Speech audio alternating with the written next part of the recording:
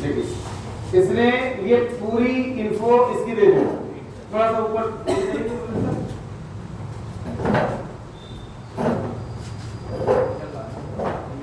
अच्छा, ये देखिए यहाँ पर ये क्या है, जिसमें Xiaomi Viva 5 है, ये क्या मैंने बताया था आपको, ये क्या चीज होती है? फर्मवेयर होती है ना। तो ये फर्मवेयर की पूरी इंफॉर्मेशन है, मतलब इस MMC का भी फर्मवेयर ओके। पार्टीशन ये देखिए, सारे पार्टीशन आपको दिखा रहा है, पार्टीशन भी इसके अंदर सब बने हुए। और उसके बाद थोड़ा सा और नीचे, अब देखिए यहाँ पर इसमें आपने हैंडबोर्ड को क्लिक करा क्या? अच्छा, देखिए इसमें एक अच्छा ऑप्शन ये होता है इजी अटैक में कि अगर आपकी MMC कुछ ज्यादा ही फॉल्टी होती है तो इजी अटैक में जैसे ही आप चेक MMC UFS पर क्लिक करते हैं हेल्थ रिपोर्ट सामने आ जाती है। तो यहाँ पर देखिए लिखा हुआ है warning, health report is very bad, device life time 90 to 100%। मतलब ये मैक्सिमम अपनी सीमा से कई मतलब सीमा के बाहर जा चुकी है, ये इतना ज्यादा ये इसकी हेल्थ खराब है। तो अब हम लोग क्या करेंगे, सबसे पहले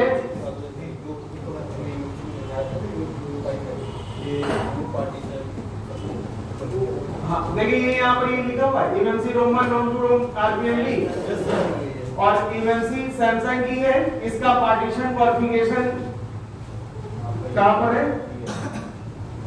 पार्टीशन कॉन्फ़िगरेशन 0x38, क्योंकि ये भी Redmi 5A की MMC है। अभी हम लोगों ने नीचे इंफॉर्मेशन देखी थी, तो उसके हिसाब से इसके अंदर Qualcomm का CPU लगा है, तो Qualcomm का पार्टीशन कॉन्फ़िगरेशन 0x38 होता है। और यहाँ पर देखिए जैसे उसमें boot 1 boot 2 वो सब दिखा रहा था, उसकी डंप, और यहाँ पर भी इसकी डंप दिखा रहा है। MMC ROM 1 main user data, MMC ROM 2 boot partition 1 और MMC RPMB replay protect, तो ये तीनों चीजें इसमें दिखा रहा है। तो कुल मिलाकर के MMC के अंदर सारा सब कुछ है, लेकिन बस इसकी हेल्थ खराब है, तो हम लोगों को इसको करना पड़ेगा प्रोग्राम।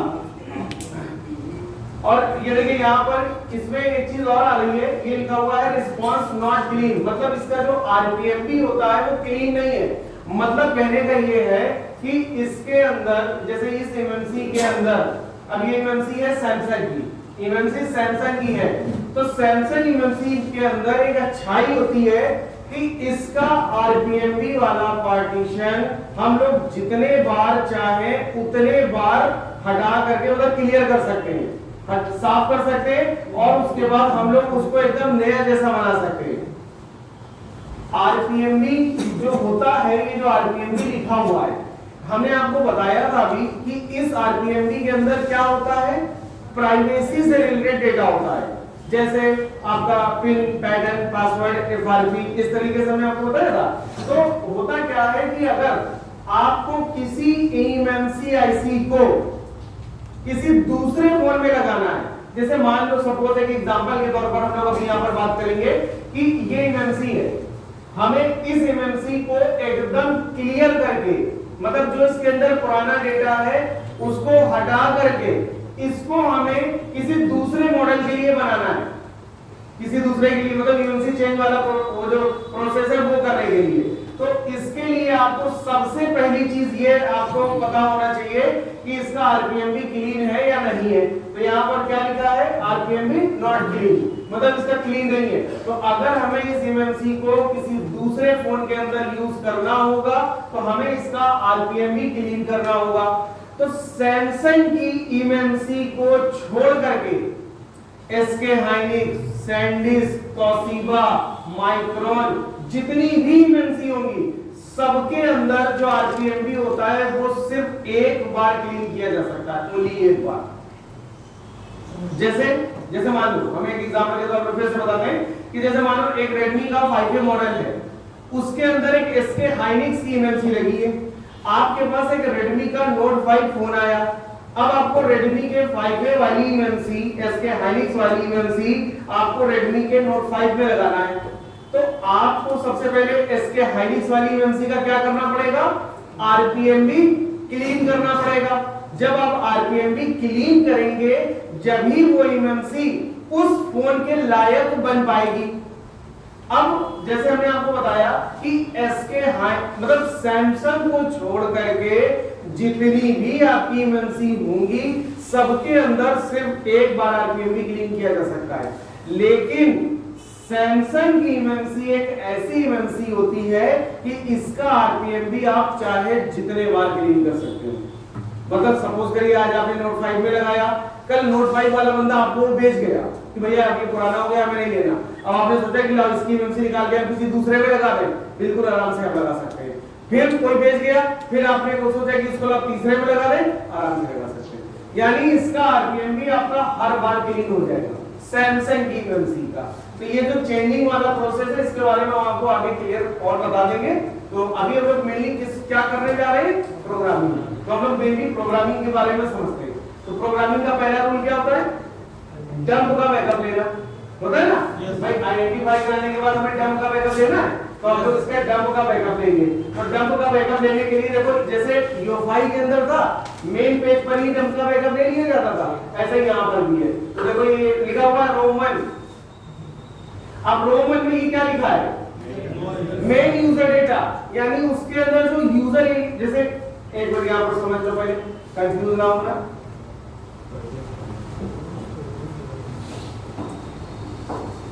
देखो हमने आपको बताया था कि EasyZattack वाले बॉक्स में रोम 1 होता है, रोम 2 होता है और रोम 3 होता है। आरपीएमडी और EST-CSD ऑटोमेटिक आ जाएगा।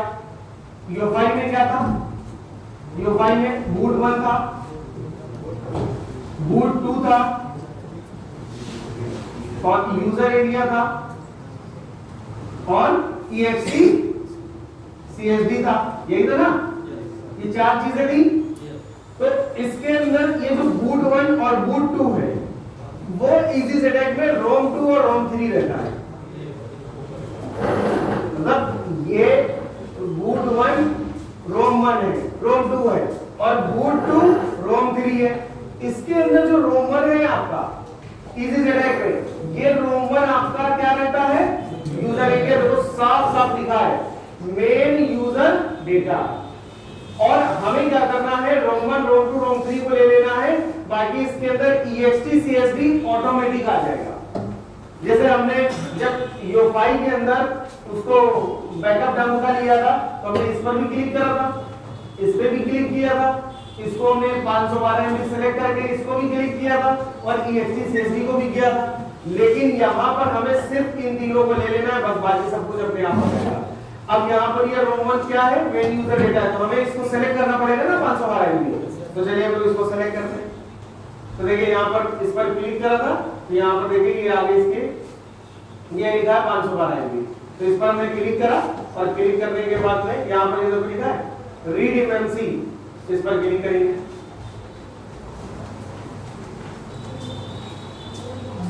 पूछ रहा है कि कहां पर सेव करना है, तो डेस्कटॉप में हम लोग न्यू फोल्डर बना लें EasyZattack के नाम से। 5A इजी ऐसे बना, इजी 5A, इजी 5A, बस या। अब इसमें हम लोग इसको सेव कर देते हैं।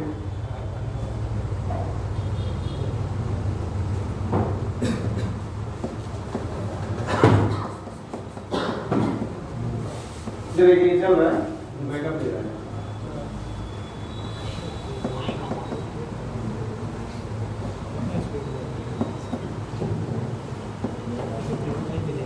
क्योंकि यूजर एरिया है काफी बड़ा है, इसलिए थोड़ा सा टाइम लेगा ये भी, और होने देते हैं तो।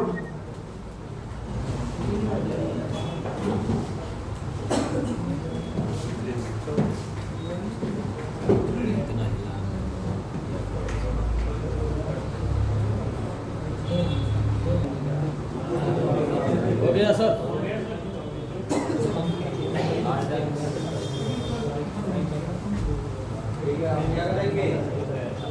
अब इसके आगे हम लोग को रोम 2 करना है, रोम 2 और रोम 3, बूट पार्टीशन 1 बूट पार्टीशन 2। तो इसको करते हैं, ये ऑटोमेटिक सेलेक्ट होता है, ये 4 MB का होता है, तो ये सिलेक्ट है।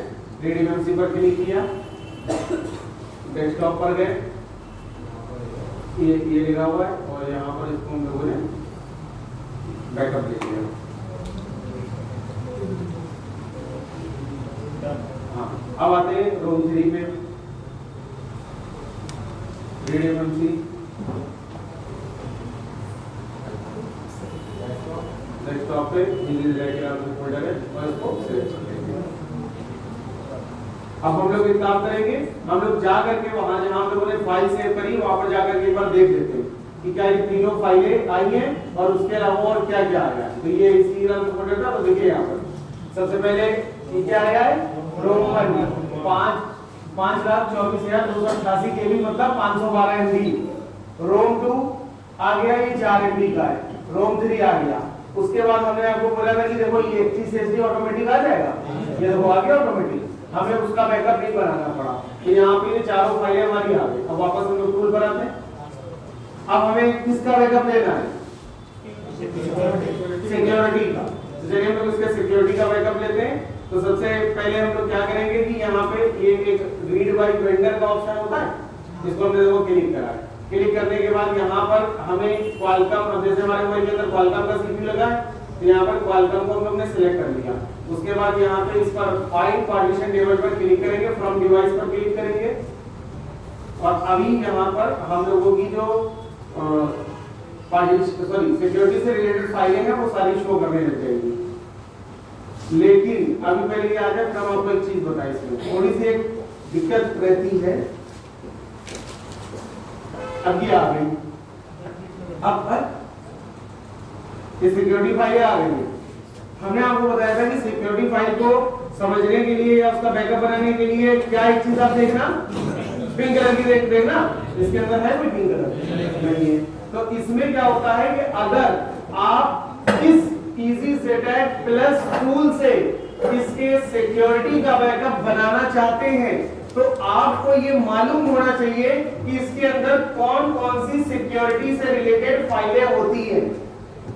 जैसे उसमें हम लोगों ने लिया था मॉडेम, FSC है ना, ऐसे करके ये DFCFG है और ये mode MST first, mode MST second, यही सब उसमें लिया था हम लोगों ने। तो हम चाहे तो यहां से ऐसे करके इसको ले सकते हैं, नहीं तो इसके लिए हम लोगों के पास एक ऑप्शन और भी है। मतलब अगर हम उसी फॉर्मेट में अपने सिक्योरिटी का बैकअप लेना चाहते हैं तो हमारे पास एक ऑप्शन और है, और वो ऑप्शन ये है कि हम यहाँ पर देखो एक लिखा हुआ है रन eMMC टूल 2, यानी इस EasySetAct के अंदर एक अच्छा ऑप्शन होता है कि इसमें दो सॉफ्टवेयर, मतलब जो दो सॉफ्टवेयर के पेज हैं उसमें आप एक पेज से दूसरे पेज में ऑटोमेटिक स्विच हो जाते हैं। मतलब ऐसा नहीं कि पहले आप इसको बंद करो फिर उधर जाओ उसको डबल क्लिक करके ओपन करो, यहाँ पर स्विच करने का ऑप्शन है। तो हम लोग इसको बोलते हैं रन eMMC टूल 2। तो अब ये देखिए ऑटोमेटिक स्विच हो गया, ये पुराने वाले से न्यू वाले में स्विच हो गया। मतलब वो जो टूल है हमारा ये वाला, ये पुराना टूल है, अब हमारा ये जो टूल खुल रहा है EasySetAct प्लस ये न्यू टूल है। तो इसके अंदर ऐसा क्या है, ये खुल गया पहले, फिर उसके बाद हम लोग इसको देखें। इसको जरा ध्यान से आपको समझना, क्योंकि EasySetAct हमने इसलिए बताया था कि थोड़ा सा टफ होता है उसको चलाना। ये आ गया। सबसे पहले यहाँ पर हम लोग एक कनेक्ट करेंगे eMMC को, कनेक्ट पे क्लिक करते हैं, ये आ गई eMMC की पूरी इन्फो। इसमें देखिए ये डंप का भी आ गया ना, रोम 2, रोम 3, रोम 1 ऐसा करके। लेकिन हमें किसका चाहिए, हमें सिक्योरिटी का चाहिए। तो हम लोग यहाँ पर वेंडर पे पहले क्वालकॉम सेट करेंगे, उसके बाद स्कैन करेंगे, स्कैन सोर्स। तो यहाँ पर सिक्योरिटी से रिलेटेड फाइलें आएंगी, लेकिन अब देखिए क्या हुआ, आ गई। तो अब हमारे लिए इजी हो गया ना कि अब हम यहाँ से आसानी से जितनी भी पिंक कलर की फाइलें हैं वो सब ले लेंगे। तो चलिए हम लोग क्लिक करते हैं। सबसे पहले modem, FSC, mode MST first, mode MST second, नीचे आते हैं थोड़ा सा FSD, SEC, डेव इन्फो और नीचे आते हैं persist, कीस्टोर, कॉन्फिग और नीचे आते हैं एक कस्ट होगी। इसमें कस्ट को जरूरी नहीं है, हमने समझा, छोड़ते हैं। जितनी पिंक कलर की है हमने वो सारी फाइलें इसके अंदर सेलेक्ट कर ली है। अब हमें यहाँ पर क्या करना है, रीड। तो रीड पर क्लिक करते हैं। डेस्कटॉप पे किस नाम से, अच्छा ये EasySetAct 5 डंप के नाम से था। इसके अंदर हम लोग एक न्यू फोल्डर बनाएंगे सिक्योरिटी के नाम से। तो सिक्योरिटी के नाम से फोल्डर बनाया, उसके अंदर हम लोगों ने इसको रीड कर दिया। ये देखिए रीडिंग हो रही है, तो रीडिंग हो जाएगा ना, फिर उसके बाद आगे हम लोग देखते हैं क्या करना।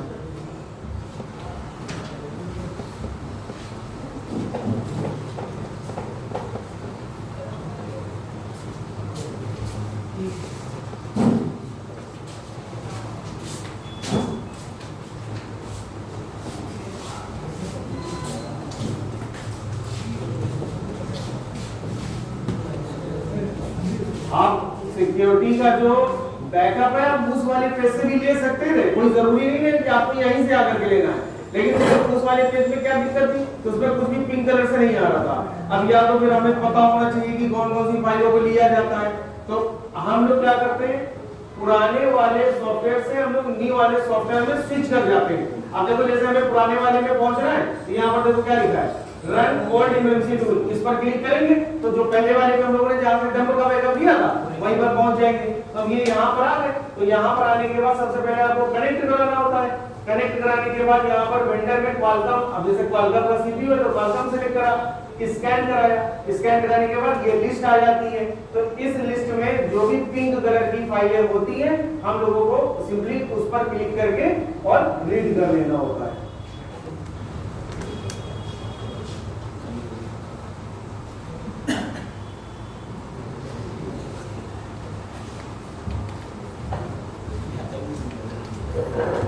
क्या निकल गया, हमने डंप का बैकअप बना लिया, सिक्योरिटी का बैकअप बना लिया। उसके बाद प्रोग्रामिंग का थर्ड रूल क्या है, देखिए भाई, थर्ड रूल था एमएमसी को फैक्ट्री रीसेट या हार्ड रीसेट करना। तो सबसे पहले हम लोग क्या करते हैं, हो गया हाँ देखिए, हम लोगों को करना क्या है, हम लोगों को सबसे पहले अपने पुराने वाले टूल में आ जाना है। तो सर ने पहले से कर लिया था, तो हम लोग ये पुराने वाले टूल पर आ गए, ठीक नहीं अभी नहीं आएगा, तो चलो इसी में करते हैं। तो अब देखो यहाँ पर हमें क्या करना था, एक चीज समझिएगा, यहाँ पर जो हमारी एमएमसी है वो कौन सी है, क्वालकॉम की है और सैमसंग की है ना। सैमसंग की एमएमसी को अगर आपको फैक्ट्री रीसेट या हार्ड रीसेट करना है तो इसको करने के लिए हम लोगों को एक अलग तरीके से करना पड़ेगा। तो एक मिनट के लिए आप पुराने वाले ग्रुप में पहुंच जाइए, एक मिनट के लिए। इसमें देखिएगा एक चीज हम आपको पहले दिखा दें,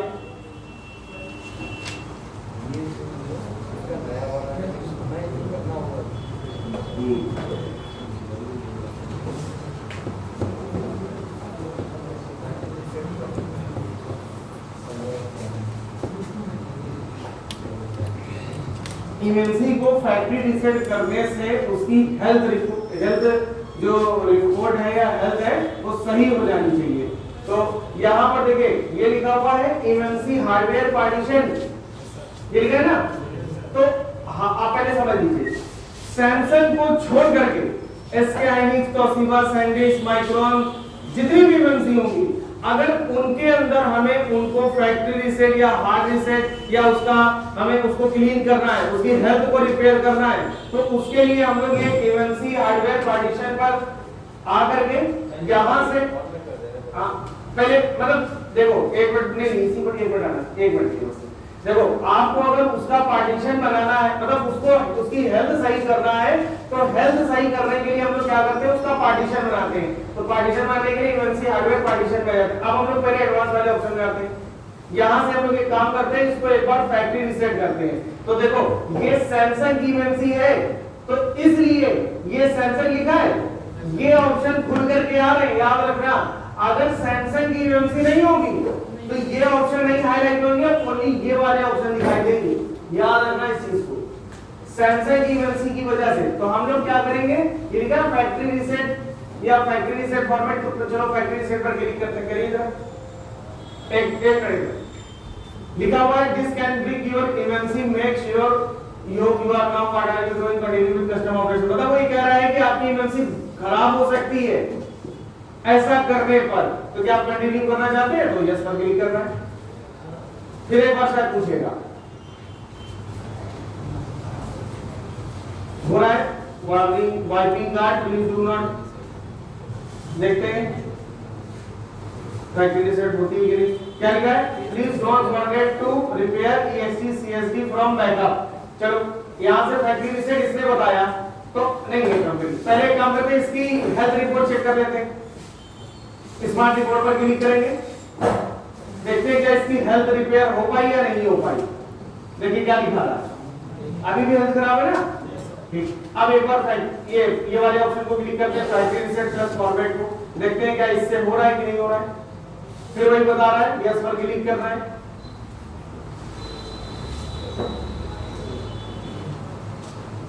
थोड़ा वेट कर दें।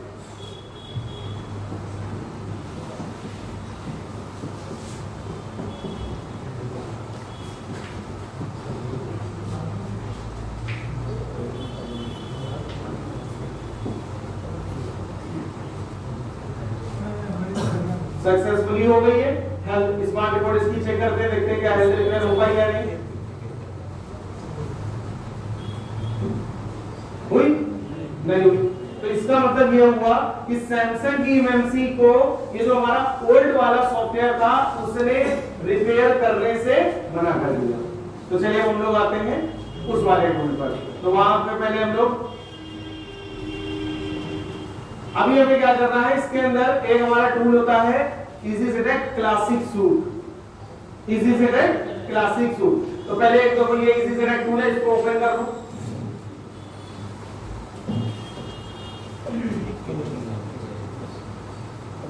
ओपन हो जाए।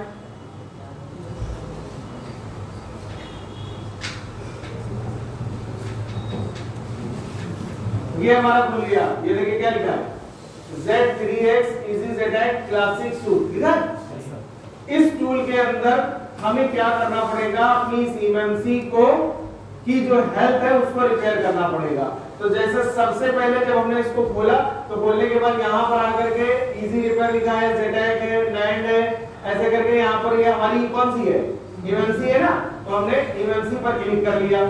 अब इसके बाद हम इसको डिटेक्ट कराते हैं बॉक्स में।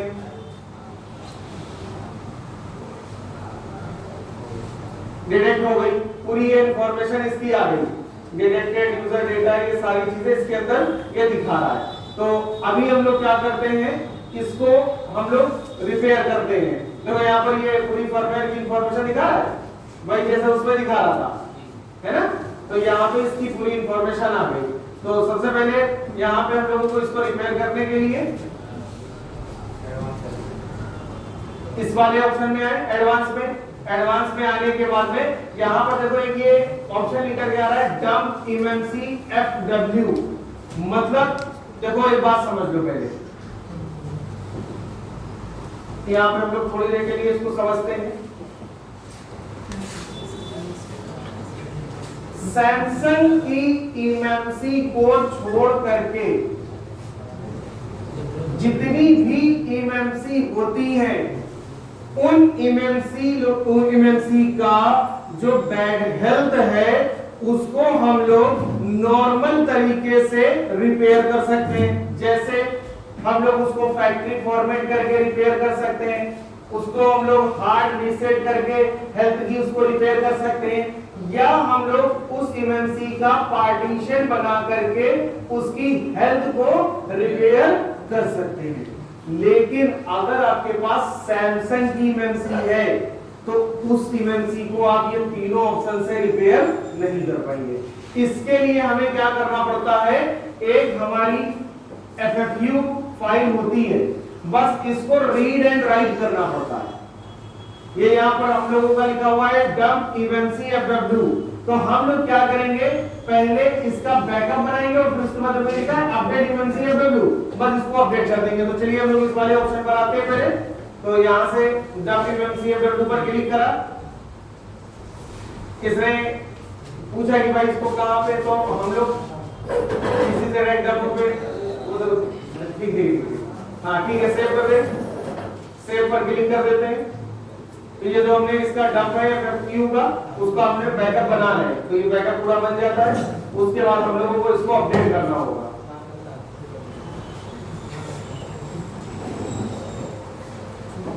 कह रहा है please power cycle MMC chip okay कर देते हैं।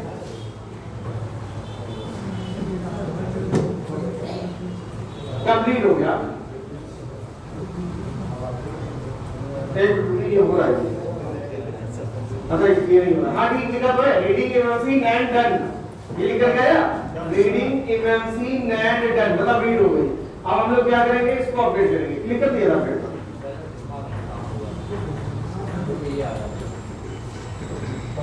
ये आया, ये लिखा है एमएमसी फर्मवेयर इसका ये नंबर दिया हुआ है और ये इसको जरा ओपन हो जाएगी। हाँ ये दे रहा है इमएमसी पर है, इस तरीके से ये पूरी इंफॉर्मेशन दे रहा है। बिल फाइल है, साइज 300 केबी का है, इस तरीके से। तो अब हमें क्या करना है, बस इसी फाइल को वहां पर जाकर के अपडेट कर देना है। तो यहाँ पर अपडेट पर क्लिक करेंगे। अपडेट पर क्लिक करने के बाद यहाँ पर एडवांस मोड वाले टैब पर क्लिक करेंगे। ओवरराइड पर हम लोग क्लिक करते हैं सारे ऑप्शंस पर।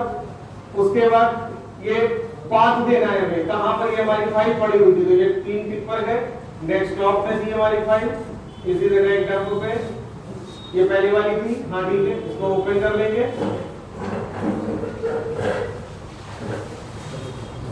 और यहाँ पर देखो एक मिनट रुकना, यहाँ पर देखिए जरा, एक तो लिखा है कैंसिल ऑपरेशन और उसके बाद देखिए एक कुछ अजीब सी भाषा में लिखा हुआ है। ये इसी पर हम लोगों को क्लिक करना होता है। मतलब आप ये समझिए ये हिंदी में लिखा हुआ है अपडेट। अब देखिए यहाँ पर ये फिर से एक ऑप्शन आया ये, और उसमें राइट एफएफयू और उसके बाद ये, तो हम लोगों को राइट एफएफयू पर क्लिक करना है।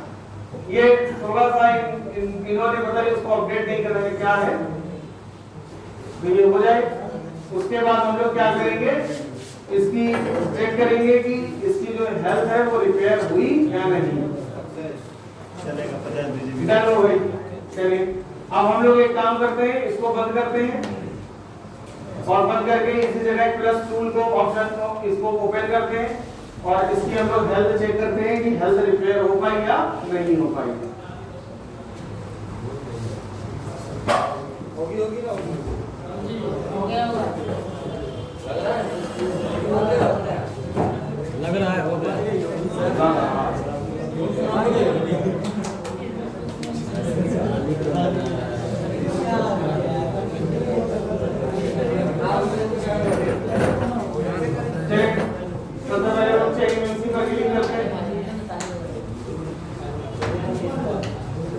उसके बाद ये हमने चेक इमएमसी पर क्लिक करा, एडवांस वाले टैब पर आएंगे, स्मार्ट रिपोर्ट पर क्लिक करेंगे और देखते हैं कि इसकी हेल्थ रिपेयर हुई या नहीं।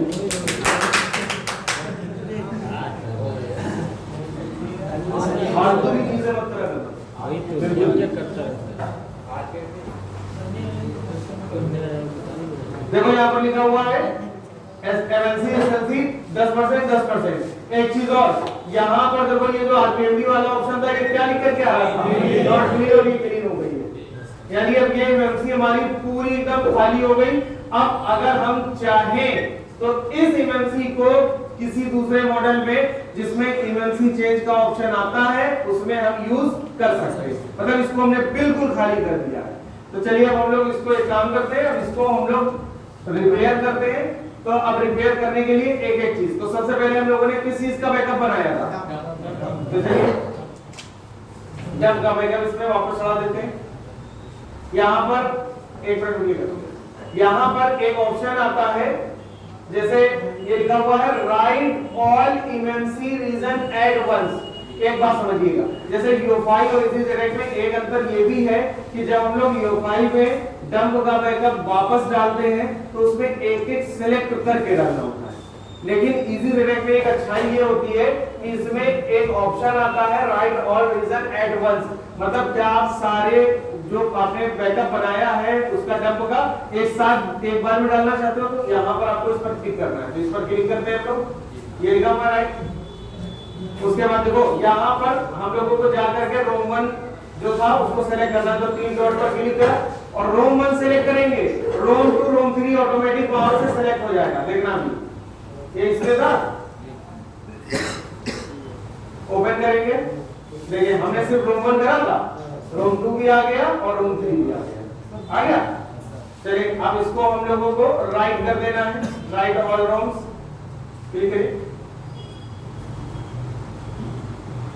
इसी जगह में इसीलिए थोड़ा सा टफ हो जाती है प्रोग्रामिंग कि इसमें एक काम कहीं दूसरे टूल में हो रहा है, दूसरा काम कहीं दूसरे टूल में हो रहा है, जबकि यूएफआई में क्या होता उसी वाले इंटरफेस पर सारे काम हो जाते हैं। प्रोग्रामिंग मतलब डंप का बैकअप रीड एंड राइट, उसके बाद सिक्योरिटी का बैकअप रीड एंड राइट, उसके बाद फ्लैशिंग, सब कुछ उसी वाले से हो जाता। लेकिन इसमें आपको कोई भी काम करना है तो उसके लिए आप अलग अलग टैब का इस्तेमाल करेंगे, बस यही मुश्किल होता है। अब हमें मालूम है कि अभी अगर हम आपको इजी उसे यूएफआई से बताते तो सबको आपको समझ में आ चुका होता, लेकिन हमें ऐसा लगता है कि शायद ही एक आध बच्चे होंगे जिनको ये समझ में आई होगी, क्योंकि पहले हम लोग किसी में आए, फिर किसी में आए, फिर किसी में, वो कंफ्यूजन हो गई। होता है, ये आपके साथ नहीं, ये सभी के साथ दिक्कत होगी। कोई देगा कि नहीं आपको? बस उसमें देखो यही दिक्कत है, अपने पास दो यूएफआई पड़े हुए हैं, दोनों खराब है, एमएमसी खराब कर दे रहे। हमने इसलिए यूएफआई को हम लोग लेके आए क्योंकि आप लोगों को ये लगे कि उन्होंने यूएफआई नहीं, ये सारे वही एमएमसी प्लस है, ये सबसे अपडेट वर्जन है ना। उसके बाद ये इंटीग्रेटेड रिले ऐसे करके सारे दिया, यहां से हम जाओ आपको ये क्लासेस शूट होता है, तो बैकअप हमारा वापस चल गया। अब हमें सिक्योरिटी का बैकअप चलाना है, तो उसके लिए हम लोग कई बार टूल को ओपन करते हैं फिर से पुराने वाले को।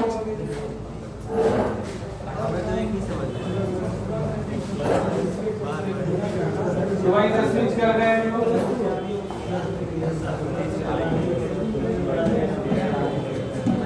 जो आपको आप एमएमसी बताया था ना, एमएमसी प्लस वाला वो खोलेंगे जिसमें हमने अभी ये काम कर रहे हैं, पुराना वाला इसके नया वाला क्लासेस शुरू डाउन करोगे उसमें आपका टूल खुलेगा जिसमें आपने एमएमसी या फिर फाइल चलाई थी, फाइल चलाई थी ऐसे करके नहीं, वो तीसरा हो जाता है।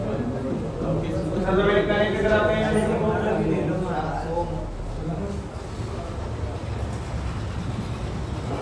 यहाँ पर हम लोगों को सबसे पहले वॉल्यूम सेलेक्ट करना है। इसमें क्या होता है कि जब आप सिक्योरिटी सुन लो पहले एक मिनट, क्या कह रहे हैं।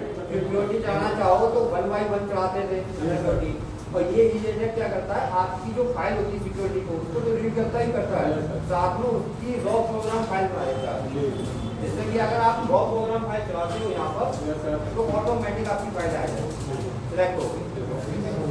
तो हम यहाँ कंपेयर पे जाते हैं और यहाँ पर हमारा देखो ये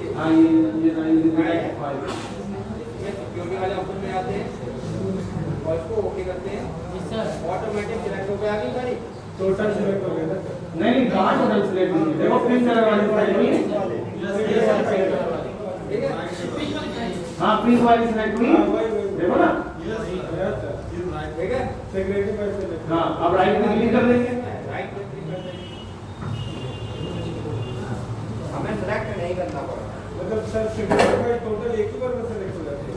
हाँ ये फाइल में बस यही एक गड़बड़ है, तो उसमें आपको एक फाइल को उठा ऐसे लाना पड़ता है। जैसे इसमें देखो डंप हम लोगों ने खाली रोमन सेलेक्ट करा था, रोमन ऑटोमेटिक आ गया था, ऐसे इसमें भी है। मैं देखा था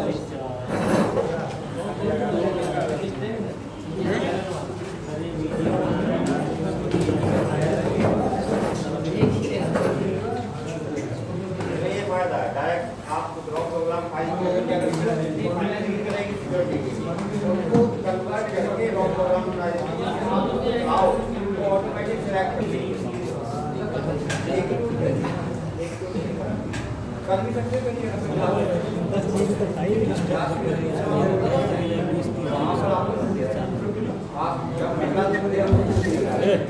क्यों हिला रहे हैं मोबाइल क्यों हिला रहे हैं?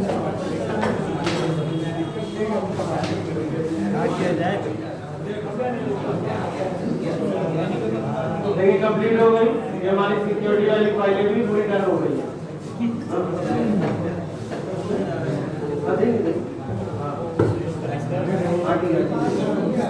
वापस से हम लोग वापस आते हैं पुराने वाले टूल पर। अब जब तो चढ़ गया, सिक्योरिटी चढ़ गई, अब क्या बचा? फर्मवेयर। तो हमें फर्मवेयर चढ़ाना होगा, तो पहले हम लोग ये पुराना वाला टूल खोलते हैं।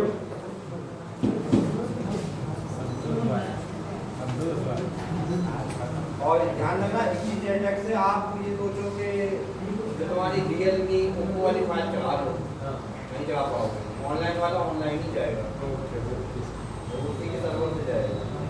तो यहाँ से उसको प्रोग्राम कर सकते हो, रेक्टिफाई कर सकते हो, उसी भी पार्टीशन बना सकते हो, उसके बाद तुरंत वैसे ऑनलाइन ही करेंगे।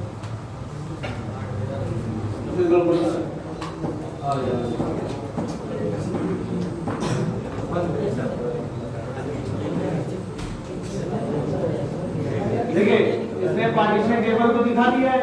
अब हम लोग गेट फर्मवेयर वर्जन देखते हैं कि क्या इसमें फर्मवेयर है या नहीं है। क्या लिख के आया?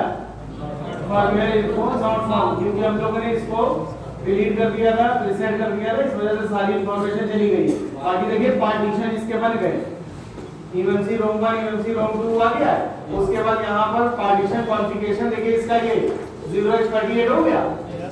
और जब भी हम लोगों ने जब इसको क्लीन करा था तो उस टाइम में यहाँ पर क्लीन था और ये 00 हो गया था और बाकी कुछ इंफॉर्मेशन नहीं दिखा रहा था। तो डंप को डालने से इतनी सारी चीजें इसके अंदर आ गई हैं। चलिए हम लोग इसको फ्लैश करते हैं। तो फ्लैश करने के लिए हम लोग राइट बाय वेंडर पर क्लिक करेंगे, क्वालकॉम सेलेक्ट करेंगे यहाँ पर और ये XML फाइल यहाँ पर लिखा है उसमें 3 डॉट पर जाएंगे, डेस्कटॉप पर चले जाएंगे। यहाँ पर ये देखिए ये फाइल है रीवा ग्लोबल इमेजेस के नाम से मिलती है 5 MB पर मिनट। बोलिए इमेज मिल जाएगी। ये देखिए रॉ प्रोग्राम 0, इसको हम लोगों को सेलेक्ट करना है, ये आ गई। अब हमें सिंपली इसको राइट कर देना है बस, इरेज बिफोर राइटिंग पे एंटर कर दो और इसको राइट कर दो।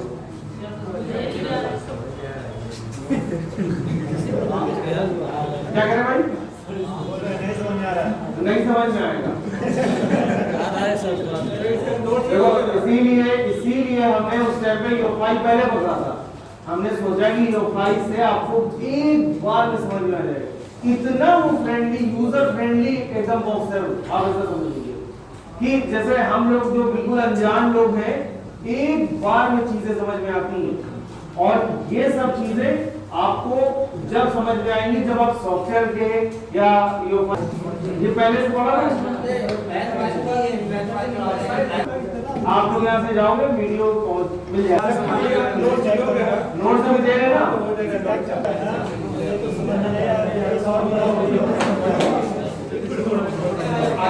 देखो ये